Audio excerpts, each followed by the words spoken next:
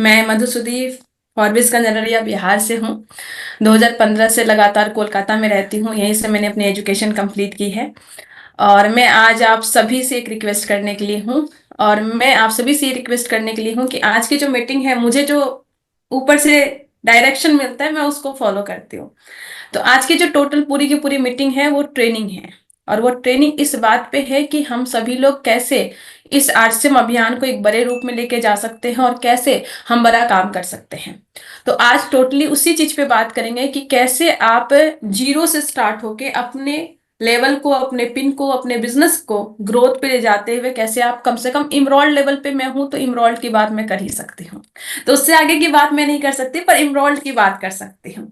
तो आज इमरोल्ड लेवल तक की बात मैं आप सभी से करने के लिए यहाँ पे उपस्थित हूँ। तो एक बार मैं आप सभी से ये बात कहूंगी कि एक बार अगर पॉसिबल हो तो अपनी टीम को इन्वाइट कर लीजिए। क्योंकि आज का जो दिन है वो इस चीज पे डिपेंड करता है कि हम अपनी टीम में कितने लोगों को इनवाइट करते हैं। और बीसी सर हमेशा बोलते हैं कि हमें अपनी क्षमता का भी मतलब कैसा है कि कभी कभी चेक करना चाहिए कि मेरे कॉल से कितने लोग आते हैं। तो मैं हमेशा जब भी कोई मीटिंग होती है तो मैं इस चीज को करती हूँ। तो आप एक बार अपने ग्रुप में अपने लोगों को, और खासकर उनको जरूर इनवाइट करें जिनके बेसिस पे आप आरसीएम में बड़ा काम करना चाहते हैं। मतलब कि आप आरसीएम में रॉयल्टी, टेक्निकल, आप कोर लीडर बनना चाहते हैं, उनको तो जरूर आप आज की मीटिंग में आप इनवाइट कर ले। क्योंकि मैं बहुत दिन के बाद 1 PM में आई हूँ। तो उतने दिन में मैंने जो भी सीखा है वो मैं यहाँ पे आप सभी को देने के लिए यहाँ पे आई हूँ। मेरा मेरा जो मतलब मेरा एक बहुत बड़ा चीज जो मेरे पास में है, मुझे कॉपी पेस्ट करना बहुत अच्छे से आता है। मैं जितने भी core leader, rising core leader, हमारे प्रियंका मैम है, हमारे टीसी सर हमेशा 6:30 बजे आकर सुनाते हैं, हमें पढ़ाते हैं, एक तरीके से मैं बोलती सिखाते हैं, बहुत सारी चीजें करते हैं। तो वो सारी चीजें करते हैं। और मैं आप सभी से यहाँ पे आके बोलने वाली हूँ कि हम सभी लोग यहाँ पे बहुत बड़ा काम कर सकते हैं, राइट। तो एक बार आप सभी को इनवाइट कर सकते हैं, चीजें कर सकते हैं। कोई तो है जो कुछ कर रहे हैं, ठीक है, चलिए। तो थैंक यू सो मच, आप सभी का बहुत बहुत स्वागत करती हूँ एक ऐसे अभियान में, जिस अभियान में हम सभी लोग ना सिर्फ खुद को बल्कि बहुत सारे लोगों की जिंदगी में परिवर्तन लेके आ सकते हैं। और आज हम वो सभी चीजें करने के लिए यहाँ पे बैठे हुए। तो ज्यादा देर नहीं करते हुए डायरेक्ट मैं प्रेजेंटेशन की तरफ आती हूँ। जो लोग मुझे पहली बार देख रहे हैं तो मैं आपको बताना चाहती हूँ, मेरा नाम मधुसूदी है, फॉरबिसगंज अररिया बिहार से बिलोंग करती हूँ। एजुकेशनल बैकग्राउंड की बात करूँ तो मैं 10th में टॉपर में से एक थी। 12th में पूरे स्टेट में, बिहार स्टेट में मैं टॉप 1% में थी। उसके बाद अलग अलग एग्जाम्स मैंने क्वालिफाई किए, जेई मेंस वगैरह सब क्वालिफाई किए। उसके बाद जो सबसे अच्छे कॉलेज मुझे मिल रहे थे वो रिसर्च कॉलेज था, Indian institute of science education and research, Kolkata. And वहां पे मेरी रैंक चूंकि थोड़ी अच्छी थी, रैंक अच्छी थी, तो मुझे स्कॉलरशिप मिल गया। तो मैं वैसी लड़की हूँ जिन्होंने 12th के बाद से पूरी अपनी पढ़ाई का जो खर्च है वो इंडियन गवर्नमेंट से लेके किया है। तो मैं ऐसी लड़की हूं जो पढ़ने तक का भी पैसा ली हूं, आप ये बोल सकते हैं। मैं ऐसी लड़की हूं जिन्होंने पढ़ने तक का पैसा लिया है। तो जरा सोचिए, जब वो काम करेगी तो पैसा कमाएगी ही। और मेरी भी सोच ऐसी ही थी कि जो लड़की पढ़ने तक का पैसा ली है वो जब काम करेगी तो पैसा लेगी ही। लेकिन यहीं पे एक एंट्री होती है मेरे गुरु की, और उन्होंने बताया कि मधु, अपने लिए तो सब काम करते हैं, तुम्हें मौका मिले तो तुम किसी दूसरे के लिए काम कर सको, तुम यहाँ पे बहुत सारी चीजें कर सकती हो। और मुझे एक बहुत बड़े इवेंट में, आरसीएम की एनिवर्सरी प्रोग्राम में मुझे बैठाया गया। और वहीं पे नीचे बैठे बैठे, जब ऊपर में रॉयल्टी की सेलिब्रेशन हुई, तो उसी दिन नीचे बैठे बैठे मैं डिसाइड की थी कि मधु, तुम नीचे बैठने के लिए नहीं बनी हो, तुम उस स्टेज पे जाने के लिए बनी हो। और उसी दिन मैंने डिसाइड किया था कि लास्ट प्रोग्राम होगा जब आरसीएम का ऐसा होगा जहां पे मैं नीचे बैठूंगी, उसके बाद जितने भी प्रोग्राम होंगे मैं स्टेज पे जाऊंगी। और सच में उसके बाद से मेहनत किया, बहुत मेहनत किया, बहुत तेजी से मेहनत किया, किंतु परंतु कुछ नहीं लगाया, सिस्टम को फॉलो किया, जो अपलाइन बोलती थी वो करती गई करती गई। आज मैं एजुकेशन में पीएचडी हूँ, बहुत अच्छा रिसर्च करती हूँ, बट स्टिल मैं अपना पीएचडी वाला दिमाग नहीं लगाती। सिस्टम में सिस्टम ही काम करता है। वो सारे साइंस की बात मैं उधर छोड़ के आती हूँ, आरसीएम वाली बात यहाँ पे करती हूँ। इसलिए अगर हम किंतु परंतु बिना लगाए अगर अपलाइन की बात मान के काम करेंगे तो फिर हम बहुत बड़ा काम कर सकते हैं। और उसके बाद से हर मीटिंग में मुझे कहीं ना कहीं छोटी मोटी स्टेज जरूर मिली है। मैं नीचे नहीं बैठती, मैं ऊपर जरूर जाती हूँ। ये पहचान आप भी बना सकते हैं। और आरसीएम सिस्टम में आज मैं इमरोल्ड के पोजीशन पे हूँ। 2022 से लगातार आरसीएम में 6 फिगर में इनकम ले रही हूँ।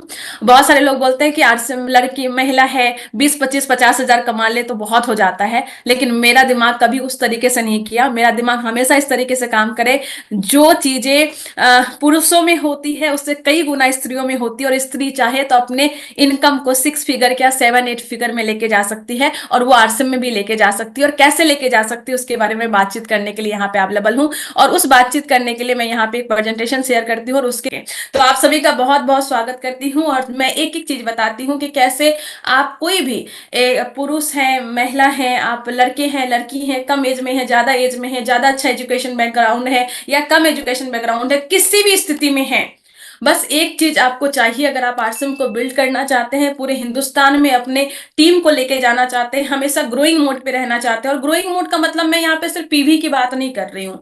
ग्रोइंग मोड का मतलब ये है कि आप हर चीज में ग्रो करते रहें, अपनी माइंडसेट में, अपनी कम्युनिकेशन में, अपनी बॉडी लैंग्वेज में, अपने टीम में, अपने पीवी में, अपने आसपास के जो भी लोग हैं उनकी माइंडसेट को डेवलप करने में, हर कुछ ग्रोइंग फेज में अगर रखना है तो फिर आप आरसीएम सिस्टम में सब कुछ में ग्रोइंग फेज में रख सकते हैं। लेकिन उसके लिए जो सबसे इंपॉर्टेंट है, जो सबसे बड़ा रोल मेरे जीवन में अदा की है, वो है मेरा माइंडसेट। मैं जैसे बोली ना कि मैं एनिवर्सरी प्रोग्राम में गई थी, नीचे बैठी थी, पर नीचे बैठ के ही मैंने जो डिसाइड किया था, वो मैंने ये डिसाइड किया था कि मेरे को रॉयल्टी बनना है। तो मेरा माइंडसेट पहले से बहुत तगड़ा था, मैं कभी छोटा सोची ही नहीं, क्योंकि मैं जिस कॉलेज में थी, उस कॉलेज में जहां पे मैं बैठती थी, उसके बगल में जो बैठते थे वो ऑलरेडी 3 लाख रुपया महीना कमाते थे। अभी मैं जहां रिसर्च करती हूँ, मैं जिस सर के गाइडेंस में हूँ, वो 3 लाख रुपया महीना कमाते हैं। मेरा जो रूम है, रूम के बगल में जो प्रोफेसर बैठते हैं वो राष्ट्रपति से अवॉर्डेड है, उनका इतना ज्यादा रिसर्च चलता है, इंटरनेशनल लेवल पे उनका नाम चलता है, और उनका लगभग 5-6 लाख रुपया महीने की इनकम है। तो 5-6 लाख रुपया इनकम तो मैं अपनी उसी इंडस्ट्री में, जिस इंडस्ट्री में मैं थी, जो साइंस में थी, जो एजुकेशन बैकग्राउंड में थी, उसमें मैं कमा सकती थी। तो इस इंडस्ट्री में 5 लाख रुपया 6 लाख रुपया के लिए मैं आई ही नहीं थी, मैं सोची नहीं, मेरे को कुछ बड़ा काम करना था। और हमेशा मैं ये चीज मानती हूँ कि जब भी जिंदगी मौका दे तो बड़ा गेम खेलना चाहिए, छोटा गेम बिल्कुल भी नहीं खेलना चाहिए। और मैं आरसीएम में सबसे यही कहना चाहती हूँ, आप बड़े माइंडसेट के साथ आइए, बड़ा काम करने के लिए आइए, छोटा मोटा काम करने के लिए मत आइए। अरे लोग सीमित हैं, लोग एक एरिया में, एक डिस्ट्रिक्ट में काम कर रहे हैं। हिंदुस्तान में आपको एक कंपनी जो इतने प्रोडक्ट पे इतने पूरे हिंदुस्तान में काम करने का मौका दे रही है, तो छोटा क्यों सोच रहे हैं। और ये धीरे धीरे हो जाएगा, मैं ये नहीं कहती कि अभी तुरंत हो जाएगा, धीरे धीरे हो जाएगा। मैं वही लड़की हूं जो लड़की अपने घर से 50 किलोमीटर दूर भी जाने के लिए ना, एग्जाम होता था तो अपने घर में किसी और के साथ जाती थी, पापा मम्मी भाई ऐसे सभी किसी के साथ जाती थी, अगर मुझे फॉरबिसगंज से पूर्णिया एग्जाम देने के लिए भी जाना पड़ता था। और आज वही लड़की लगभग 17-18 स्टेट पूरा ट्रेवल अकेले कर चुकी है, और अकेले जा जाके बिजनेस को बिल्ड किया, और पूरे इंडिया में टीम है। तो वो वही, ये बहुत कम टाइम में नहीं हुआ, टाइम लगा है, लेकिन सोचा तब हुआ, जब समझा तब हुआ, जब डिसीजन किया तब हुआ।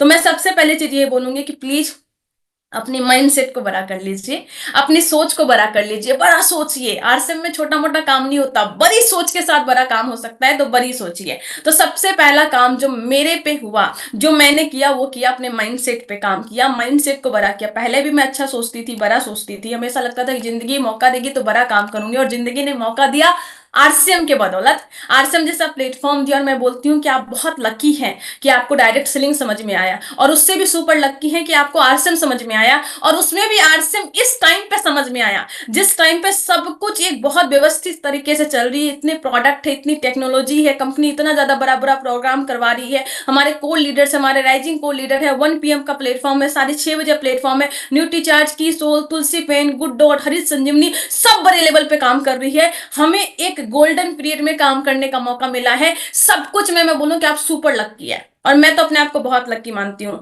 मुझे भगवान ने सब कुछ में लकी लकी लकी दिया, हर चीज में लकी दिया, हर चीज में लकी दिया, लेकिन लक यहीं तक काम करता है। लक यहीं तक काम करता है। भगवान ने डायरेक्ट सेलिंग समझा दिया, लक काम किया, भगवान ने आरसीएम समझा दिया, लक काम किया, लेकिन इसके बाद भगवान बोलते हैं कि मेरा काम खत्म हो गया, जितना लकी बनाना था मैंने बना दिया, अब आपका काम स्टार्ट होगा। अब यहां से लक नहीं काम करेगा, यहां से आपकी माइंडसेट, आपकी काम, आपकी एक्टिविटी काम करेगी। और मेरा मानना है कि डायरेक्ट सेलिंग इंडस्ट्री एक ऐसी इंडस्ट्री है जो आपको जीरो से हीरो तक लेके जाती है। डायरेक्ट सेलिंग एक ऐसी इंडस्ट्री है जो आपको गरीब से अमीर लेके जाती है, और ये जो सफर होता है ना, ये सफर बहुत अनोखा होता है। ये जो सफर होता है ये बहुत अनोखा होता है, बहुत वंडरफुल होता है, क्योंकि मेरा पर्सनली मानना है कि जो चीज, जो गुण, जो क्वालिटी गरीबी में डेवलप होते हैं वो अमीरी में डेवलप नहीं होते, और जो अमीरी में डेवलप होते हैं वो गरीबी में डेवलप नहीं होते। यानी कि जो पूरा का पूरा जिंदगी का एक्सप्लोर करना है ना, वो आप आरसीएम की बदौलत कर पाते हैं, क्योंकि आरसीएम कुछ ही टाइम में, लगभग 5 से 10 साल के अंदर में आपको अमीरी से निकाल के गरीबी से निकाल के अमीरी तक लेके जाती है। मतलब गरीबी में जो गुण सीखना है वो हमने सीख लिया, जिंदगी के थपेड़े खा लिए, हमने पैसे की कमी देख ली, हमने देखा है कि पैसे के कारण कैसे बच्चे को छोटे स्कूल में भेजना पड़ता है, कैसे कंप्रोमाइज करना पड़ता है, कैसे दिवाली में 2 मिठाई ही आती है, 4 मिठाई नहीं आ पाती है, कैसे बचपन हम 500 के जगह पे उनको 200 रुपये का चीजें देते हैं, कैसे घर से कोई बच्चा अगर जाता है तो देने का मन तो 5,000 करता है और कैसे हम 2,000 ही देते हैं। ये सब जिंदगी के जो थपेड़े हैं, जो गरीबी में सहते हैं, चीजें करते हैं, वो तो हमने देख लिया है, बचपन से देख लिया है। तो वो वाला एक्सपीरियंस हमारा एक अलग होता है। वहां पे जो गुण डेवलप होते हैं वो अलग होते हैं। वो गुण, जो पेशेंस आता है, जो धैर्य आता है, जब आपके हाथ में 100 रुपये होते हैं, पूरे महीने चलाने होते हैं, आपको मन करता है कि 20 रुपये का गोलगप्पा खा ले, पर मन करता है कि यार 20 रुपये का खा लेंगे तो 80 रुपये में पता नहीं कैसे गुजारा चलेगा। ये सब टाइम स्टूडेंट लाइफ में बहुत सारे लोगों ने किया है, बहुत सारा संघर्ष किया, और मैंने देखा है कि जब लोग दिल्ली, पटना जैसे शहरों में अपना ग्रेजुएशन के टाइम पे अपने जॉब के लिए प्रिपेयर करते हैं तो कितना मन मसोच के रहते हैं। गोलगप्पा नहीं खाना, फ्रूट जूस नहीं खाना, ये नहीं खाना, वो नहीं खाना, ये कपड़े नहीं खरीदना, ये चीज नहीं करना। वो सब गुण, जो पेशेंस है, वो गरीबी में डेवलप होते हैं। तो वो डेवलप तो हमने कर लिया। अब वहीं से निकल के अब हमें अमीरी वाले गुण भी डेवलप करने हैं, एंड वी आर लक्की कि हम ये दोनों चीज एक्सप्लोर कर सकते हैं। वी आर लक्की कि हम दोनों प्रोसेस को एंजॉय कर सकते हैं, और वी आर लक्की कि हम ये सब चीजें बहुत अच्छे से एंजॉय कर सकते हैं। और मैं बहुत लक्की मानती हूँ कि आरसीएम में मुझे ये मौका मिला कि मैंने गरीबी वाले गुण भी डेवलप किए हैं। मुझे जुगाड़ सब आता है, मुझे पता है जिंदगी कम रिसोर्स में कैसे जी जाती है, मुझे पता है कि कैसे मेहनत के बल पे बड़ा किया जा सकता है, मुझे पता है कि कैसे चीजों को कंप्रोमाइज के साथ में, एडजस्टमेंट के साथ में कैसे जनरल बोगी में सफर करते हैं, वो भी मेरे को पता है। जब स्टार्टिंग में बिजनेस डेवलप करने के लिए निकलती थी, कभी कभी कंफर्म सीट नहीं मिलती थी, तो पूरे ट्रेन में एक बोगी होती थी लेडीज की, और उसमें भी लोग ठुसे होते थे, उसमें जाके भी मैंने बिजनेस को डेवलप किया है। मैंने लोकल ट्रेन में, लोकल बस में, लोकल ऑटो में, सब में ट्रैवल किया है। मैं 2-2 घंटे बस में खड़े होकर बिजनेस को डेवलप करने के लिए ट्रैवल करती थी। कई बार रात को 10 बजे ट्रैवल करती थी, बस में सीट नहीं है, खड़े होके कर रही हूँ। और उस टाइम पे जो होता है ना, रात के 10 बज रहे, ठंड लग रही है, सह हवा आ रही है, उस टाइम पे भी कैसे खुद को पॉजिटिव रखते हैं, ये वाले गुण मैंने डेवलप किए हैं। और अभी आरसीएम ने वो मौका दिया है कि अब अमीरी में जो गुण आते हैं उसको भी डेवलप करना है, जो एटीट्यूड आता है, जो कम्युनिकेशन आता है, जो चीजें आती है, जो रुतबा आती है, वो डेवलप करना है, एंड हम सभी लोग उसके पार्ट हैं। तो आप लक्की मानिए कि आप डायरेक्ट सेलिंग इंडस्ट्री में हैं। जो चीजें लोगों को करने में 3-3 पूछते चली जाती हैं, वो चीजें आप यहाँ पे 3 से 5 साल में कर सकते हैं। एक ही जीवन में आप सभी चीज को एक्सप्लोर कर सकते हैं। ये डायरेक्ट सेलिंग की पावर है, लेकिन इस पावर को समझना बहुत ज्यादा इंपॉर्टेंट है। तो हम लोग आ गए, आरसीएम समझ गया, सब कुछ आ गया, अब हमें सफलता लेनी है, और सफलता लेनी है। लेकिन मैं इसलिए यहाँ पे हूं कि सफलता लेनी है, पर मेरा एक बहुत अच्छा मानना है कि सफलता लेनी बहुत बड़ी बात नहीं है, सफलता सही समय पे लेनी बहुत बड़ी बात है। मेरे अपलाइन हमेशा बोलते थे और मुझे हमेशा मोटिवेट करने के लिए बोलते थे कि मधु, जब मुंह में दांत नहीं रहेगा और पेट में आंत नहीं रहेगा तब सफलता लेके क्या करोगे। वो हमेशा बोलते थे स्पीड बढ़ाओ, स्पीड बढ़ाओ, स्पीड बढ़ाओ। जब मैं सुजीत कुमार सिंह सर से मिलती हूँ, हमेशा बोलते हैं कि जो भी व्यक्ति मुझे 40 साल की कम उम्र का दिख जाता है, मैं उससे एक ही बात बोलता हूँ, वो बोलता हूँ कि अपनी स्पीड बढ़ाओ, यानी कि अपनी सफलता की स्पीड बढ़ाना। और मैं आज इसीलिए यहाँ पे हूं कि मैं बात कर सकूं कि आपको सफलता तो लेनी है, लेकिन आपको कम समय में सफलता लेनी है, या सटीक समय में सफलता लेनी है। वो समय गया, और इस बार 24वीं एनिवर्सरी में सौरभ छाबड़ा जी ने बहुत अच्छी बात की कि जो काम 24 साल लगे हैं आरसीएम को करने में, अगर मैं भी वही काम करने में 24 साल लगा लूं तो टीसी सर का सुपुत्र होने का क्या फायदा, राइट। तो जो काम 24 साल में हुआ है वो काम सर को 5 साल में करना है, और वो 5 साल में तभी हो जाएगा जब हम वो डिसीजन लेंगे कि जो काम 24 साल में हुआ है वो हमें 5 साल में करना है, क्योंकि हमारी कामयाबी से ही आरसीएम की कामयाबी डिसाइड होगी। तो हम सभी को क्या करना है, अपनी सफलता की स्पीड बढ़ानी है। तो मैं आप सभी से जानना चाहती हूँ, कितने लोग अपनी कामयाबी की स्पीड बढ़ाना चाहते हैं। एक चीज बताइए, कितने लोग यहाँ पे कामयाबी की स्पीड बढ़ाना चाहते हैं? लोग हैंड रेज कर रहे हैं। जो लोग हैंड रेज करना चाहते हैं हैंड रेज कीजिए। जो लोग चैट बॉक्स में लिखना चाहते हैं चैट बॉक्स में लिखिए। तो आप में से कितने लोग यहाँ पे, 1000 लोग यहाँ पे हैं, और मुझे लगता है बहुत सारे लोगों को हैंड रेज करना आता है। तो चैट बॉक्स में लिख सकते हैं, आप यहाँ पे बोल सकते हैं। तो आप में से कितने लोग हैं जो अपनी कामयाबी की स्पीड बढ़ाना चाहते हैं?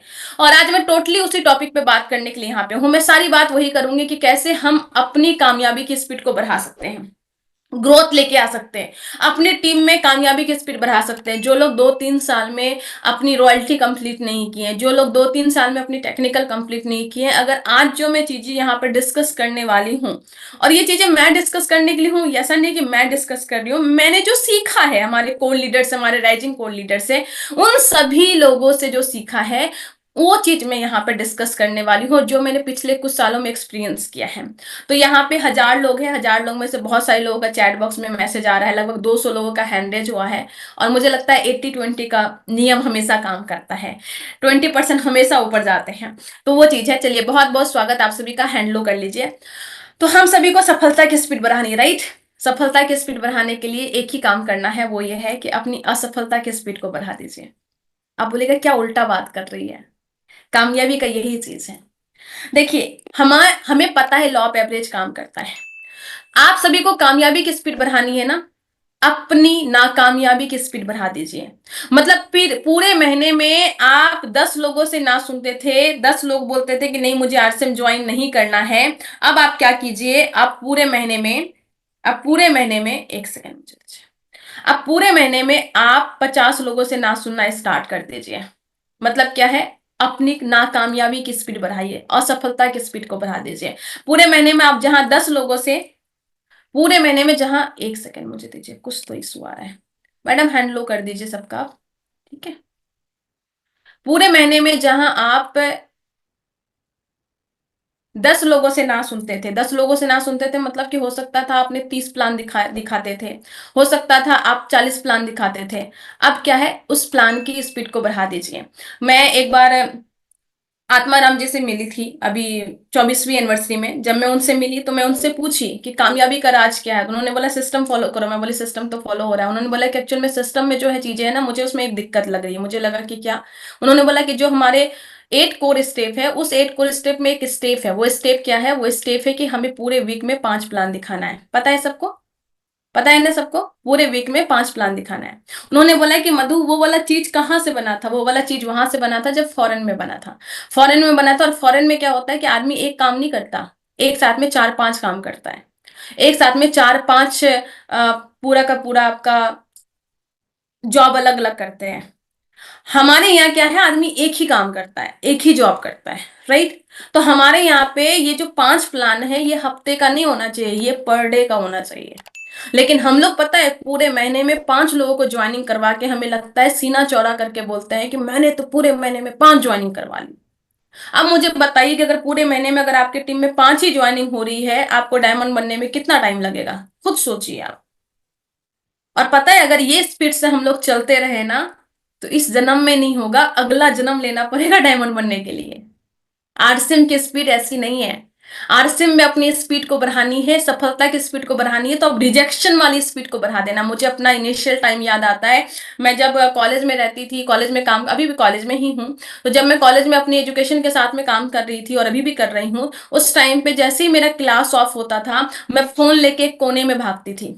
क्योंकि अगर मैं दोस्तों के साथ में जाऊंगा तो बोलेंगे चलो कैंटीन चलो, चाय पीते हैं, कॉफी पीते हैं, ये करते वो करते हैं। तो मैं फोन, छोटा सा कीपैड फोन होता था मेरे पास में, और वो कीपैड फोन लेके मैं एक अलग अलग, मतलब लोग खोज भी नहीं पाते थे, वो उनको लगता था मधु अब गायब हो गई। तो कॉलेज खत्म जैसे ही हुआ, मतलब कि क्लासेस जैसे खत्म होते थे, तो मैं अपना एक कॉपी लेके, उसमें पूरी लिस्टिंग होती थी किसको किसको मुझे कॉल करना है, किससे इन्विटेशन लेना है, क्योंकि पूरे एक हफ्ता में पूरा का पूरा इन्विटेशन करती थी, और सैटरडे संडे निकल के मैं काम करती थी। तो मैं फोन उठाती थी और एक पानी का बॉटल लेके जाती थी, ना सुनती थी। थोड़ा मतलब कि बीपी बढ़ता था, पानी पीती थी। फिर back to back no no no no no, मैं गिनती नहीं थी कितने नो आए। मेरा लिस्ट बना रहता था टू डू लिस्ट में कि मेरे को 20 लोगों को कॉल करना है, 30 लोगों को कॉल करना है, और पर डे मैं 20-30 लोगों को फोन करती थी। और आज के टाइम पे मैं बताती हूँ, आज के टाइम पे मेरा रिकॉर्ड रहा है कि मैं एक दिन में 120-130 लोगों को कॉल कर देती हूँ। जब मुझे कोई सेमिनार का, कोई यूनिवर्सिटी प्रोग्राम का, कोई इवेंट का तैयारी करना होता है ना, सुबह से लेके 8 बजे से लेके रात के 12 बजे तक मैं लगभग 120-30 लोगों को फोन कर सकती हूँ। ये मेरी कैपेसिटी है अभी के टाइम पे, ये मेरी कैपेसिटी है। और ये मैं अपनी स्पीड बढ़ाती हूँ। तो उस टाइम पे मैंने नो की संख्या बढ़ा दी थी। जिस टाइम पे मेरे गोल्ड की पिन आई थी, स्टार गोल्ड की पिन आने में बहुत टाइम लग रहा था, उस टाइम पे मैंने नो की स्पीड बढ़ा दी थी। मैं पर डे अगर 20 फोन करती थी तो उसके बाद मैंने 30 फोन करना स्टार्ट कर दिया, फॉलो अप बढ़ा दिया, सब कुछ बढ़ा दिया, लोगों से काम करवाना बढ़ा दिया। और मुझे हमेशा लगता है कि अपनी काम की स्पीड को बढ़ाना है तो असफलता की स्पीड को ही बढ़ानी पड़ेगी। जो रिजेक्शन है, जो नो है, मतलब कि मैं तब तक कॉल करती थी जब तक कि लोग ब्लॉक नहीं कर देते थे। इस तरीके से काम करती थी और ऑलवेज मैंने उस चीज को किया। तो लेकिन हम लोग असफलता से बहुत डरते हैं। अगर आप असफलता से डरेंगे, नो से डरेंगे, रिजेक्शन से डरेंगे तो फिर बड़ा काम नहीं कर पाएंगे। मैं तो ये टारगेट लेके फोन करती थी आज तक, जब तक 10 लोग मुझे मना ना कर दे तब तक मैं फोन नहीं रखने वाली हूँ। मेरा टारगेट ही नो सुनने का होता था। मैं ये सोच के ही जाती थी कि मुझे वो ना बोलेंगे, लेकिन मैं ये सोच के जाती थी कि देखती हूँ ना कैसे बोलते हैं। मुझे वो बड़ा मजा लगता था, बड़ा इंटरेस्टिंग लगता था। मैं ये सोच के जाती थी घर से, अपने हॉस्टल से, कि मेरे को तो पता है वो ना बोलेंगे, लेकिन मुझे देखना है कि उसका ना बोलने का तरीका कैसा होगा, क्या बहाना करके वो मुझे ना बोलते ही मेरे को वो देखना है। और उस तरीके से मैंने चीजों को किया और उस तरीके से काम करके ही बहुत बड़ी लेवल पे आई। तो आज मैं यही बोलना चाहती हूँ, अपनी रिजेक्शन की जो संख्या उसको बढ़ाना स्टार्ट कीजिए। जितना ज्यादा ना सुनेंगे उतनी जल्दी आपके पास में कामयाबी आएगी। दिनेश चौधरी सर तो अपनी मीटिंग में बोलते भी है, एक स्टार अचीवर को कम से कम 700 लोगों ने ना बोला होगा तब वो स्टार है। एक रॉयल्टी को कम से कम 1000 लोगों ने ना बोला है तब वो रॉयल्टी है। तो यानी कि अगर 1000 लोग अगर मुझे ना बोल देंगे यानी कि मैं रॉयल्टी हो जाऊंगा। और ये टारगेट सेट करवा देते थे सर। तो इस तरीके से जो हमारे कोर लीडर बोलते हैं वो ऐसे ही नहीं बोलते हैं। तो अब आपको क्या करना है, स्ट्रांग माइंडसेट कर लिया, रिजेक्शन का स्पीड बढ़ाना है। अभी के टाइम पे रिजेक्शन की स्पीड बढ़ेगी ना तो ऑब्वियसली अपना अपना अपना काम का स्पीड भी बढ़ जाएगा। अब उसके बाद क्या करना है, उसके बाद करना अपना गोल सेटिंग करना है। मैं हर एक महीने की जो शुरुआत करती हूँ वो गोल सेटिंग से करती हूँ। हर महीने में पूरा स्ट्रक्चर ड्रॉ करती हूँ। मेरी जो दोनों टीम है उसका पूरा स्ट्रक्चर मैं ड्रॉ कर देती हूँ पेपर पेन लेके, कि कितना बिजनेस कहाँ से किस तरीके से आएगा, कितना पीवी कहाँ से आएगा, पूरा पूरा गोल सेटिंग करते हैं, लीडर से बात करते हैं, सब कुछ करते हैं। अब आपकी टीम में हो सकता है 2 लोग हो, 4 लोग हो, 5 लोग हो, जितने भी लोग हैं, सबसे पहले सबके गोल सेटिंग करवाइए। आप अपनी गोल सेटिंग कीजिए। विदाउट गोल अगर भागेंगे तो आपको पता ही नहीं होगा कि आप स्पीड से भाग रहे हैं, स्लो से भाग रहे हैं, ठीक से काम कर रहे हैं कि नहीं कर रहे हैं। खुद का एनालिसिस करने के लिए आपका गोल पता होना चाहिए। बिना गोल के भागेंगे तो गोल मटोल सी जिंदगी हो जाएगी। बीसी सर हमेशा बोलते हैं जिसका कोई गोल नहीं उसका कोई मोल नहीं। और आरसी में बिना गोल के भागना ही भागना नहीं चाहिए। तो गोल सेट कीजिए, फिर रोड मैप तैयार कीजिए, और रोड मैप के साथ में कंसिस्टेंसी के साथ काम कीजिए। मोटिवेशन मेरे पे नहीं काम करता है, मेरे को मोटिवेट करना आता ही नहीं। मेरे को बस एजुकेशन काम में आता है, कंसिस्टेंसी, मेरे को और कुछ नहीं। मैं धीरे धीरे भागूंगी पर डेली भागूंगी। ऐसा नहीं कि एक दिन पूरा भाग लिया और दूसरे दिन फिर घर में बैठ गए, नहीं। मैं 2 घंटे 4 घंटे ही काम करूंगी पर उस तरीके से करूंगी कि अगले अगले दिन भी कर सकूं। तो वो कंसिस्टेंसी के साथ में काम करते हैं। मैं यहाँ पे 2 काम बहुत तेजी से करना चाहती हूँ और मैं आप सभी को कहना चाहती हूँ, ये 2 काम अगर आपने बहुत तेजी से कर लिया तो आप बहुत बड़े लेवल पे जा सकते हैं। पहला काम ये है स्ट्रक्चर बिल्डिंग। ये बिजनेस, ये हम लोग अभियान बोलते हैं लेकिन कहीं ना कहीं बिजनेस टर्म आ जाता है, क्योंकि जब हम प्रोफेशनली ट्रेनिंग की बात करते हैं तो इस बिजनेस में आपको पता है कि हमारे 21 लेवल है। 21 लेवल पार करेंगे तो हम डायमंड स्टार डायमंड बनेंगे उसके बाद में। और हर लेवल पे क्या है, पहला है बिगनर 20,000, फिर 40, फिर आगे जाना है 70, एक 15, फिर एक 70, 2 60, 3.5, ऐसे करके पूरा का पूरा जाना है। हर लेवल में आपका पीवी इंक्रीज हो रहा है। जब पीवी इंक्रीज हो रहा है इसका मतलब क्या है कि आपके लोगों की संख्या बढ़नी चाहिए, यानी स्ट्रक्चर बिल्डिंग होनी चाहिए। मतलब कि आप जहां पे हैं आप 2 लेग पे काम करें, 3 लेग पे करें, जिस लेग पे काम करें, आपका तभी जाके टारगेट पूरा होगा जब ये नीचे वाला बिजनेस जो है, नीचे वाला स्ट्रक्चर बढ़ता जाएगा। इसी को बोलते हैं स्ट्रक्चर बिल्डिंग। स्टार्टिंग में जब मैं बहुत फ्रस्ट्रेट होती थी, परेशान होती थी, मैं बोलती सर बिजनेस नहीं ग्रोथ हो रहा है, इतना मेहनत कर रहे हैं कुछ नहीं हो रहा है, तो मेरे सर हमेशा बोलते थे कि मधु टीम सजाओ ना, टीम सजाओगी तो अपने आप में ग्रोथ आएगा। मैं बोलती थी यार टीम है कि कमरा, कि सजाने की बात कर रहे हैं। मुझे तभी समझ में नहीं आता था, बच्चों वाली हरकतें मैं करती थी, हमेशा मैं उलट के जवाब दे देती थी। मैं बोलते थे सर क्या बात कर रहे हो आप, टीम है कि कमरा, सजाते रहो, कब तक सजाते रहे। तो उस टाइम पे समझ में नहीं आता था, लेकिन अभी समझ में आता है कि टीम सजाते जाओ, मतलब नीचे नीचे नीचे स्ट्रक्चर बिल्ड करते जाओ। बीसी सर की ट्रेनिंग अगर आपने एलडीपी कहीं पे सुनी होगी तो बहुत अच्छी बात बोलते हैं, वो बोलते हैं कि एक गाय है जो कि 5 किलो दूध देती है, आपको 25 किलो दूध चाहिए, तो क्या करेंगे? हम क्या करते हैं, गाय को टॉर्चर करने में लग जाते हैं, गाय को टॉर्चर करते हैं, लीडर को 4 बार फोन करे, 5 बार फोन करे, उसकी कैपेसिटी है 50,000 पीवी देने की लीडर की, आप 5 बार फोन कर दें इसे, क्या वो 2,50,000 थोड़ी पीवी दे देंगे? दे सकते हैं क्या? आप खुद सोचिए, दे सकते हैं क्या? आपने एक लीडर की कैपेसिटी 50,000 पीवी देने की है, आप दिन में 5 बार फोन कर दिए, 2.5 लाख पीवी दे देंगे क्या? कि 5 लाख पीवी दे देंगे? नहीं दे सकते। आपको एक गाय 5 केजी दूध देती है, आपको 25 केजी दूध चाहिए, क्या करना होगा? आप सभी के मन में आंसर आ गया, गाय बढ़ाना पड़ेगा, यही तो है। ये सबको पता है, ये छोटे से किसान को पता है, छोटा सा ग्वाला को पता है, जो गाय पालता है उसको पता है। हम बिजनेसमैन में बिजनेस वुमेन है यहाँ पे, 5 लाख पीवी का बिजनेस हो रहा है, या मान लीजिए 50,000 पीवी का बिजनेस हो रहा है। आप उस 50,000 पीवी से 1,15,000 का बिजनेस करना चाह रहे हैं, 1,70,000 का बिजनेस करना पा रहे हैं, कि गाय गाय की संख्या नहीं बढ़ानी पड़ेगी क्या? लोगों की संख्या तो बढ़ानी पड़ेगी ना। और लोगों की संख्या बढ़ाना मतलब क्या? स्ट्रक्चर बिल्ड करना, स्ट्रक्चर बिल्ड करना मतलब डेप्थ में ज्वाइनिंग करना। हम लीडर कितना डेप्थ में ज्वाइनिंग करते हैं? अभी बीसी सर जब भी ट्रेनिंग लेते हैं बोलते हैं अपने डेप्थ को बढ़ाओ, जो डेप्थ चलाएंगे उसी का बिजनेस ग्रोइंग फेज में चलेगा, अदरवाइज नहीं चलेगा। अब मैं आप सभी से पूछती हूँ, एक व्यक्ति आश्रम में न्यू आए, कोई इनकम नहीं, कोई चेक नहीं, कोई अचीवमेंट नहीं, कुछ नहीं, उस टाइम पे वो पूरे महीने में 30 ज्वाइनिंग करवा देते थे, पूरे महीने में वो 20 ज्वाइनिंग करवा देते हैं। आज उसका चेक 5,000 का हो गया, 8,000 का हो गया, 10,000 का हो गया, तो अब उसकी ज्वाइनिंग की संख्या बढ़नी चाहिए कि नहीं बढ़नी चाहिए?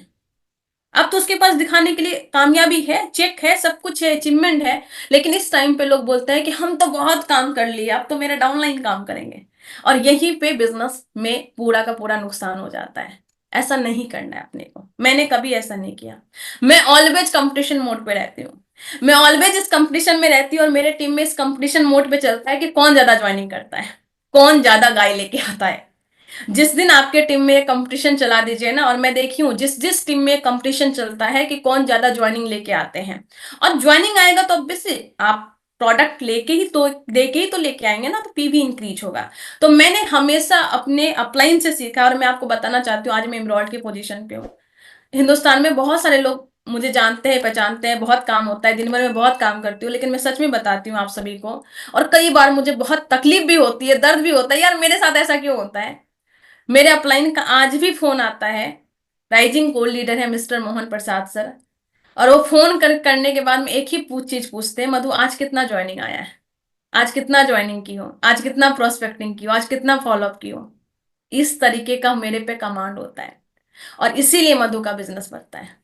मेरे अपलाइन का हमेशा एक ही चीज होता है कि आपका कितना गाय आ रहा है, और वो हिंदुस्तान में 140 करोड़ लोग हैं, 140 करोड़ में बस 4 करोड़ लोगों की ज्वाइनिंग हुई है आरसम में, बाकी 136 करोड़ लोग आपके प्रोस्पेक्ट हैं। 136 करोड़ में जितने करोड़ लोग आपके टीम में आएंगे उतना बड़ा बिजनेस आपका होगा। मेरा तो टारगेट उस 136 करोड़ पे है, और जितनी जल्दी उस 136 करोड़ पे आपका टारगेट चला जाएगा, आपका बिजनेस उतना ज्यादा बूम करेगा। तो पहला काम जो हमेशा मैं करती हूँ वो है अपना डेप्थ चलाती हूँ, अपने स्ट्रक्चर को बिल्ड करती हूँ, अपनी टीम को सजाती हूँ, और लगातार इसको करती हूँ। मेरे सभी लीडर करते हैं, टीम में बहुत सारे रॉयल्टी टेक्निकल अचीवर हैं, बट उसके साथ में मेरा काम कभी नहीं रुकता है, क्योंकि मैं अभी ज्यादा अच्छा प्रोस्पेक्टिंग कर सकती हूँ ना, मेरे पास कामयाबी है, मेरे पास एक्सपीरियंस है, मेरे पास सब कुछ है, तो अच्छे लोगों को लाने का काम तो हम करेंगे। हाई क्लास के लोगों को, मेरे पास भी आरसम से 1.5-2 लाख की इनकम आती है, तो जो बाहर में 1.5-2 लाख रुपया महीना कमाते उसको तो मैं इजिली प्रोस्पेक्ट कर सकती हूँ, उसको लाने वाला काम कौन करेगा? मैं ही तो करूंगी। और इसी तरीके यही सोच के अच्छे लोगों को लाने का काम, क्योंकि जब तक अच्छे लोग डायरेक्ट सेलिंग में नहीं आएंगे तब तक डायरेक्ट सेलिंग एक बहुत बड़े मुकाम पर नहीं जा पाएगा, राइट। तो हमें स्ट्रक्चर बिल्डिंग करनी है। दूसरी काम क्या करनी है, उस स्ट्रक्चर में से लीडर को मार्क कीजिए। आपके पास 10 लोग हैं, आप 10 लोगों के साथ काम नहीं कर पाएंगे, लेकिन 2 लोगों के साथ कर पाएंगे, 3 लोगों के पास साथ काम कर पाएंगे, और धीरे धीरे आपकी टीम बढ़ती जाएगी, बढ़ती जाएगी। तो आपको है ना उसमें से मार्किंग करनी पड़ेगी, अदरवाइज हम है ना, कई बार क्या होता है कि हम सब लीडर का साथ देना चाहते हैं और किसी का नहीं दे पाते हैं। तो इसमें मत फंसिए। ये चीज मार्क कीजिए कि हमें किस लीडर के साथ कितना काम करना है, किस लीडर के साथ हफ्ते में काम करना है, किस लीडर के साथ महीने में काम करना है, किसको क्या पर्सनल काउंसलिंग देनी है, वो मार्क करना पड़ेगा। वो उसकी क्षमता, कैपेबिलिटी उसकी पोटेंशियल को देख के पर्सनल काउंसलिंग देनी पड़ेगी, पूरा पर्सनल काउंसलिंग देना पड़ेगा। हर लीडर की अपनी अपनी कैपेसिटी, कैपेबिलिटी है, हम सबको एक साथ सिखा नहीं सकते हैं। तो आपका पर्सनल कॉलिंग आदमी के अनुसार से आपका टोन, आपका लहजा, आपका बात, आपका कंटेंट सब बदल जाना चाहिए, उस तरीके से होना चाहिए। तो आप स्ट्रक्चर बिल्ड कर रहे हैं, मतलब नीचे नीचे ज्वाइनिंग, अब जितनी ज्वाइनिंग हो रही है उसमें से कुछ लीडर को चूज कर लीजिए और उसके साथ में पर्सनल काउंसलिंग कीजिए, उसकी एक्टिविटी को ऑब्जर्व कीजिए। जैसे मेंटरशिप देते हैं ना, एक कोच क्या होता है, कोच सभी, मान लीजिए क्रिकेटर सब है तो सबको ऑब्जर्व करता है, कौन अच्छा बॉलिंग करते हैं, कौन अच्छा कैच कर रहे हैं, कौन अच्छा दौड़ पा रहे हैं, कौन अच्छी बैटिंग कर रहे हैं, उस अनुसार से उसको गाइड करते हैं कि तुम इसी में अच्छा करो। तो आप जो यहाँ पे अपलाइन है, आप अपलाइन नहीं, आप कोच हैं अपनी टीम के। और जब आप कोच हैं तो आपको ये पता होना चाहिए कि कैसे हमें अपनी टीम को पर्सनल काउंसलिंग देके कैसे उसकी और जो एबिलिटी है उसमें निखार लाना है। कोई सेलिंग में एक्सपर्ट होगा, कोई ज्वाइनिंग में एक्सपर्ट होगा, कोई होम मीटिंग में एक्सपर्ट होगा। हालांकि सबको सब कुछ में एक्सपर्ट बनाना है, लेकिन जो क्वालिटी उसमें है उसको और ज्यादा निखार लाने की जरूरत है। तो पर्सनल काउंसलिंग देने की जरूरत है, मेंटरशिप देने की जरूरत है। और हमेशा ये सब जब भी काम करे, विदाउट अपलाइन की हेल्प की ना करें, बिल्कुल भी ना करें। आज अपलाइन के बिना हेल्प के मैं एक जूम मीटिंग में ही नहीं लेती। मैं ये जूम मीटिंग ले रही हूँ, उनको पता है कि मैं क्या बोलने वाली हूँ, ये पूरा का पूरा गया है। और ये जो मैं मीटिंग ले रही हूँ, ये मीटिंग जो अपराजिता में अपलाइन है, अपराजिता में कौन अपलाइन है, कल्याणी मिश्रा आंटी है। मैंने उनको ये प्रेजेंटेशन पहले भेज दिया था कि आज मैं ये बोलने वाली हूँ, उनके तरफ से रिस्पॉन्स आया है तब मैं बोल रही हूँ। मैं अपने दिमाग से कुछ नहीं करती, मैं कॉपी पेस्ट करती हूँ, पर कॉपी पेस्ट को एक बार रीचेक जरूर करवा लेती हूँ। तो मैं रीचेक करवाती हूँ अपने बिजनेस में, अपने अपलाइन से, और यहाँ पे 1 PM में कल्याणी मिश्रा आंटी से। तो हम लोग कई बार करते हैं, हमें लगता है हमें सब कुछ आ गया, हम खुद करते जा रहे हैं, और उस बीच में बमंडर हो जाता है, उस बीच में गलतियां हो जाती है। तो मैं वो बिल्कुल भी नहीं करती हूँ। ऑलवेज अपलाइन का हेल्प लीजिए, अपलाइन का हेल्प सबसे ज्यादा लीजिए। आज भी मेरी कॉलिंग हिस्ट्री में सबसे ज्यादा रिपीट मोड पे अगर किसी को कॉल गया है तो मेरे टीम में कुछ डाउनलाइन है और मेरी अपलाइन है। रिपीट मोड पे जो सबसे ज्यादा गया है, कोई दोस्त, कोई रिश्तेदार, इनफैक्ट फैमिली मेंबर भी नहीं है। कई बार मैं सच में बोल रही हूँ, फैमिली मेंबर भी नहीं है जितना बात मेरी अपलाइन से होता है, क्योंकि हर चीज में क्रॉस क्रॉस चेक करवाना पड़ता है ना, ज्यादा कॉल जाता है। तो ये दोनों चीज अपने को करनी है। अब ये दोनों चीज में पहला चीज स्ट्रक्चर बिल्डिंग, दूसरा लीडर को मार्क करके उसको पर्सनल काउंसलिंग देकर डेवलप कीजिए। और ये लंबा प्रोसेस है, ये 1 महीना, 2 महीना, 3 महीना, 4 महीने का काम नहीं है, सालों साल चलेगा ये। आपको अभी स्टार्टिंग से उसको बिगिनर बनाएंगे, स्टार्टर बनाएंगे, ओपनर बनाएंगे। ओपनर बनाने के बाद आप उसको दूसरा चीज सिखाना है, फिर धीरे धीरे उसको रॉयल्टी के लिए तैयार करेंगे, फिर धीरे धीरे टेक्निकल के तैयार करेंगे, फिर टेक्निकल बनेंगे तो फिर वो थोड़ा अपना दिमाग लगाने लगेंगे, फिर उसको बताना पड़ेगा कि भाई अपना दिमाग नहीं लगाना है, इस सिस्टम से काम करना है। वो सब चीजों को भी हैंडल करना पड़ेगा, सब कुछ हैंडल करके फिर उनको ऊपर तक लेके जाना है, उनको फिर कोर लीडर तक लेके जाना है। और इस तरीके से पूरा लंबा प्रोसेस चलेगा, ये नहीं कि 1 साल 2 साल में खत्म हो जाएगा, बहुत लंबा प्रोसेस चलेगा। और उस लंबे प्रोसेस में खुद को भी अपग्रेड करते रहना है। हमें पता होना चाहिए, जैसे हमारे घर में जब बच्चे डेवलप होते हैं, 1 क्लास का बच्चा को हैंडल करने का तरीका अलग होता है, 4-5 क्लास के अलग होता है, फिर 9 क्लास के अलग होता है, फिर आगे अलग होता है, राइट। तो उसी तरीके से हैंडल करना है। अब थोड़ा सा रोड मैप के बारे में बात कर देती हूँ कि हमें क्या रोड मैप लेनी चाहिए अपने टीम में रॉयल्टी टेक्निकल बनाने के लिए, खुद को रॉयल्टी टेक्निकल बनाने के लिए। आपका बिजनेस छोटा हो, 10,000 का हो, 20,000 का हो, 1 लाख का हो, 2 लाख का हो, 4 लाख का हो, 10 लाख का हो, या 25 लाख का हो, या 50 लाख का हो, 60 लाख तक की बात मैं कर सकती हूँ, क्योंकि वहां तक मैंने अपने बिजनेस को लेके गई हूँ। 60-70 लाख की बात मैं कर सकती हूँ। तो हम सभी को जो रोड मैप लेना चाहिए, सबसे पहले आपका बिजनेस कहाँ कहाँ से आ रहा है आपको पता होना चाहिए। आपका 10% बिजनेस कहाँ से आ रहा है आपको पता होना चाहिए। आपका 10% बिजनेस मतलब कि अगर 1 लाख का बिजनेस है तो 10,000 तक का बिजनेस कहाँ से हो रहा है आपको पता होना चाहिए।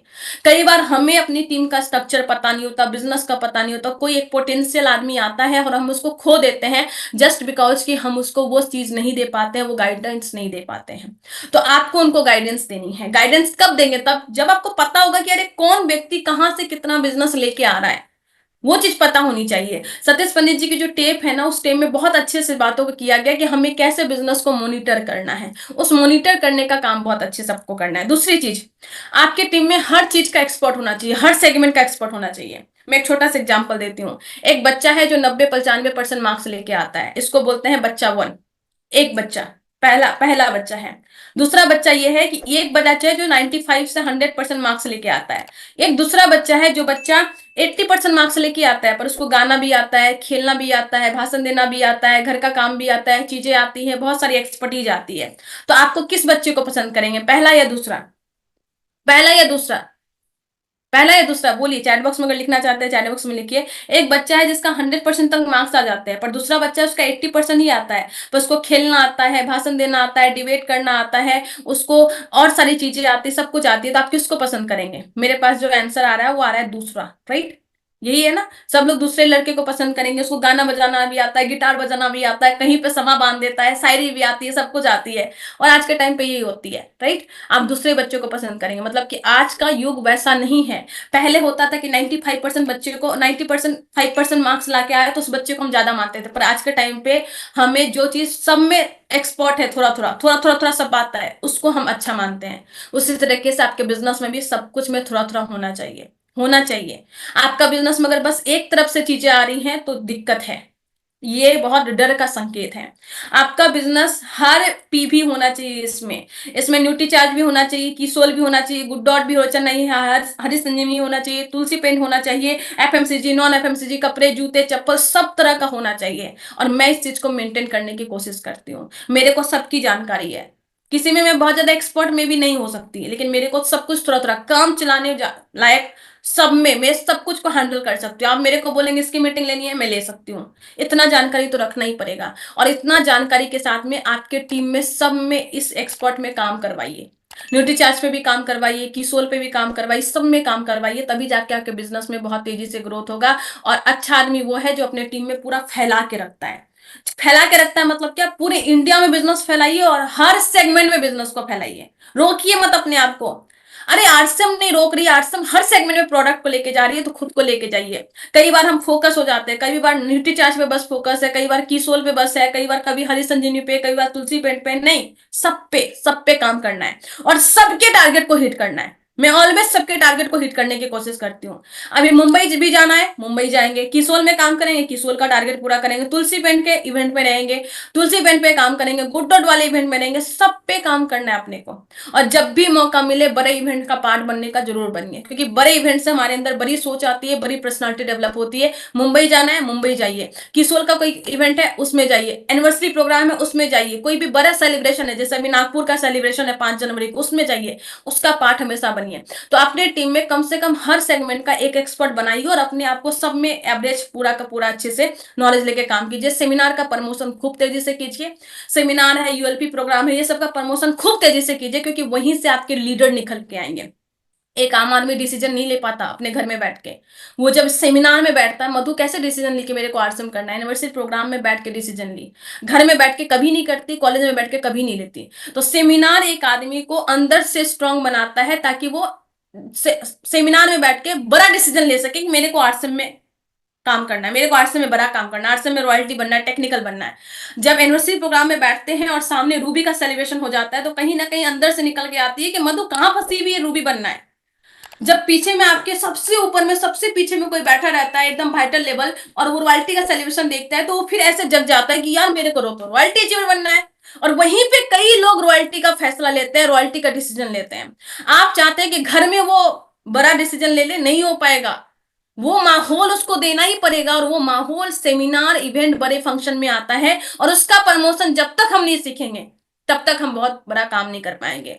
आपके अंदर इतनी ताकत होनी चाहिए कि कोई सेमिनार के लिए कॉलिंग करके आप उसकी बड़ी तैयारी करवा सके, टिकट लेके बहुत बड़ी तैयारी कर सके। प्रोडक्ट के रिसर्चर बनना पड़ेगा, हमें ये देखना पड़ेगा कि हेल्थ गार्ड हमारा है तो बाहर में जो प्रोडक्ट है वो प्रोडक्ट से कैसे बेहतर है, किस तरीके से है। कोई 30 साल 40 साल से बाहर का तेल खा रहे हैं, बाहर का सरसों का तेल खा रहे हैं, और हमें जाके 30 मिनट में उसको बताना है कि उसको हेल्थ गार्ड खाना है। 30 साल की आदत को, उसके 30 साल की आदत को आप 30 मिनट में बदलने के लिए जा रहे हैं, तो 30 मिनट में आपको कैसे बोलना चाहिए वो तो आना चाहिए। और वो तभी आएगा जब प्रोडक्ट के बारे में थोड़ा सा रिसर्च करेंगे। और रिसर्च करने की भी जरूरत नहीं है, गुरुकुल में इतना अच्छा सेशन होता है, यूट्यूब पे इतने सारे आपके वीडियोज हैं, उसको देखिए, नोट्स बना के कीजिए। 1 घंटा के वीडियो में 5 मिनट का अपना डायलॉग सोच लीजिए कि मुझे हेल्थ गार्ड के बारे में ये बताना है, तभी जाके काम हो पाएगा, अदरवाइज नहीं हो पाएगा, राइट? उसके बाद में अपने को क्या करना है, सोशल मीडिया पे पर्सनल ब्रांडिंग कीजिए। आप में से कितने लोग जो पूरे हिंदुस्तान में बिजनेस करना चाहते हैं अपना, पूरे हिंदुस्तान में, कश्मीर से कन्याकुमारी तक, कितने लोग, एक बार हैंड रेज कीजिए, कितने लोग हैं। अब मैं आपसे पूछना चाहती हूँ, अगर आप पूरे ऑल इंडिया में बिजनेस करना चाहते हैं और आप हर जगह जा जा के ज्वाइनिंग करने लगे, कब तक आप पूरे हिंदुस्तान में बिजनेस को बिल्ड करेंगे? नहीं कर पाएंगे ना। पूरे हिंदुस्तान में अगर आपको बिजनेस करना है तो आपको सोशल मीडिया पे जाना ही पड़ेगा, और आज से अभी से स्टार्ट कीजिए। अपनी जो मेंटल बाउंड्री है ना कि मेरे से नहीं होता नहीं होता नहीं होता, इसको तोड़िए। आज मेरे फेसबुक पे 14,000 से ज्यादा लोग हैं फॉलोवर, इंस्टाग्राम पे फॉलोवर्स है, मेरे यूट्यूब पे फॉलोवर्स है। ये सब क्यों है? ये सब इसलिए नहीं क्योंकि मैं एक्स्ट्रा ऑर्डिनरी हूँ, बिल्कुल भी नहीं। जस्ट मैंने, क्योंकि वहां पे मैंने धीरे धीरे कंटेंट अपलोड किया है। आप अपलोड कीजिए ना, अपलोड करेंगे तो सब जगह से आएंगे। और वो चीज से मेरे पास में बहुत सारे लोग क्वायरी करते हैं, क्या है आरसिम, क्या है डायरेक्ट सेलिंग, फिर हम उनको फोन करते हैं, बताते हैं, जूम मीटिंग में प्लान दिखाते हैं, वहां से बहुत सारी ज्वाइनिंग आती है। और पूरे ऑल इंडिया में तभी जाकर बिजनेस को बिल्ड हुआ है। तो आपको अपना सोशल मीडिया पर्सनल ब्रांडिंग करना चाहिए। मैंने एक पूरा 1 PM में या 2 PM में मैंने पूरा सेशन लिया था कि कैसे हमको सोशल मीडिया बिल्ड करना है। यूट्यूब पे वीडियो पड़ा होगा, आप उसको देख सकते हैं। उसके बाद में जो आपको करना है वो करना है, अपने एक अपलाइन को चूज कीजिए और डेली रिपोर्ट कीजिए उनको। देखिए, हम छोटा छोटा जो काम करते हैं ना, 20,000 30,000 का, वहां पे भी रिपोर्टिंग सिस्टम है। बॉस पूछता है दिन भर में क्या किया, 4 बार आके पूछता है, काम देता है, उसका रिपोर्ट मांगता है, मेल मांगता है, समराइज करके देना पड़ता है, कितनी सारी चीजें हैं, राइट? 20,000 25,000 कमाने के लिए। पर यहाँ पे सबसे खराब चीज जो मुझे लगता है डायरेक्ट सेलिंग में, वो ये है कि यहाँ पे कोई रिपोर्टिंग सिस्टम नहीं है। और हमें लगता है कि हमको पूछेंगे सर कितना काम किए, अरे उनको पता है, फैमिली छोड़ दे क्या, ये काम छोड़ दे क्या, लोग ऐसे ही तुरंत ब्लेम करने लगते हैं। कई बार आप पूछिए ना कि अरे आप सेमिनार में क्यों नहीं आए, तो क्या बोलेंगे, सर फैमिली छोड़ के काम करे क्या। इस तरह का एटीट्यूड होता है। हम फैमिली छोड़ने की बात नहीं कर रहे, हम चीजों को छोड़ने की बात नहीं कर रहे, लेकिन आप दिन भर क्या कर रहे हैं, जब तक आप एक रिपोर्टिंग सिस्टम नहीं बनाएंगे तब तक आप खुद भी टोल मटोल वाली स्थिति में रहेंगे। मैं अभी भी, मेरा इमरोल्ड का पोजीशन है, लोग मुझे मानते हैं, टीम बहुत बड़ी है, बट स्टिल मैं डेली अपने अपलाइन को रिपोर्ट करती हूँ कि सर मैंने दिन भर में क्या किया, और पूरा ऑनेस्ट रिपोर्ट करती हूँ मैं कि सर मैंने इतनी प्रोस्पेक्टिंग की, इतने लीडर से बात की, ये जूम मीटिंग था, मैंने इनसे यहाँ पे किया, यहाँ से डेवलप होगा, ये पीयूसी ओपन होने वाला है, यहाँ पे डिस्प्ले वॉल होने वाला है, यहाँ की तैयारी चल रही है, यहाँ पे सेमिनार करना है, यहाँ पे ये इवेंट है। पूरा का पूरा दिन भर में मैं क्या की, सारा रिपोर्ट मैं करती हूँ। और इसीलिए मैं बहुत अच्छे से चीजों को मैनेज करती हूँ, क्योंकि पता होता है ना किसी को रिपोर्ट देना है।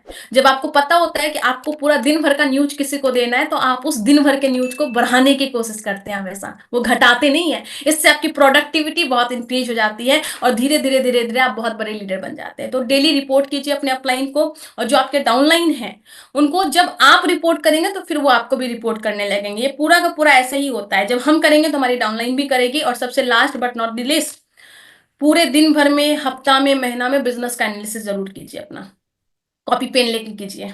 वो बहुत इंपॉर्टेंट है, ताकि हमें पता चले कि हम आगे चल रहे हैं, पीछे चल रहे हैं, धीरे चल रहे हैं, कैसे चल रहे हैं, वो पता होता है। और मैं आप सभी से बोलना चाह रही हूँ, 24वीं एनिवर्सरी में आप सभी लोग गए, क्या टारगेट लेके आए? टारगेट बनाए भी कि नहीं बनाए? अभी नेक्स्ट एनिवर्सरी आने वाली, 25वीं एनिवर्सरी, और मैं आप सभी से पूछना चाहती हूँ, नीचे बैठ के ताली बजाना है कि स्टेज पे जाना है? और अगर स्टेज पे जाना है तो किस पिन पे जाना है, लिखा आपने? कितने लोगों ने लिखा है? एक बार चैट बॉक्स में जो लोग अपना गोल शेयर करना चाहते हैं, एक बार शेयर कीजिए। जब नवंबर 2025 में आरसीएम अपनी 25वीं सालगिरह मना रहा होगा, जब आरसीएम अपनी सिल्वर जुबली मना रहे होंगे, आरसीएम के कोर लीडर वहां पे डांस कर रहे होंगे और हम सब भी डांस कर रहे होंगे, उस टाइम पे आप किस पिन पे जाने वाले हैं? डिसाइड किया कुछ? अगर कुछ डिसाइड नहीं किया तो प्लीज आज डिसाइड कीजिए। आज बैठ के सोचिए। बिना गोल करके भागते जाएंगे तो नहीं हो पाएगा चीजें, राइट? नहीं हो पाएगा। गोल सेटिंग कीजिए, और आपके अंदर में ये ताकत होनी चाहिए कि आप अपने दिल पे हाथ रख के बोल सके कि अभी से लेके मेरे पास बहुत टाइम है, पूरा का पूरा सितंबर तक टाइम है, और सितंबर क्या, उससे पहले मैं हिट कर लूंगा, और अगली बार जाऊंगा तो स्टेज पे जाऊंगा और अपने टीम से ये टारगेट लेके जाऊंगा। उस तरीके से आपको जाना पड़ेगा, राइट? तो अपने सीने पे, अपने दिल पे हाथ रख के अपनी रॉयल्टी को, royalty, technical, Ruby, star Ruby, जो भी लेना चाहे, मेरे से बहुत सीनियर लीडर भी यहाँ पे बैठे हुए हैं, उस गोल को सेट कीजिए, अनाउंस कीजिए, टीम के साथ काम कीजिए। और 25वीं एनिवर्सरी में मैं सभी महिलाओं से बस आज यही कहने के लिए आई हूँ, इस बार भी महिलाओं की संख्या कम थी। क्यों कम है? हम लोग स्टेज पे कम से कम 50-50 पार्टिसिपेट तो करना ही चाहिए। तो नेक्स्ट टाइम जब स्टेज पे जाए तो हम अपनी संख्या को बढ़ा के जाएं, हम महिलाएं रॉयल्टी टेक्निकल में बढ़ा के जाएं। इसी शुभकामना के साथ आप सभी से मिलकर बहुत अच्छा लगा। बातों बातों में, फ्लो में अगर मुझसे कुछ गलत गलत वर्ड निकला होगा तो आई एम सॉरी। फिर से मिलेंगे, जल्दी मिलेंगे। JRCM।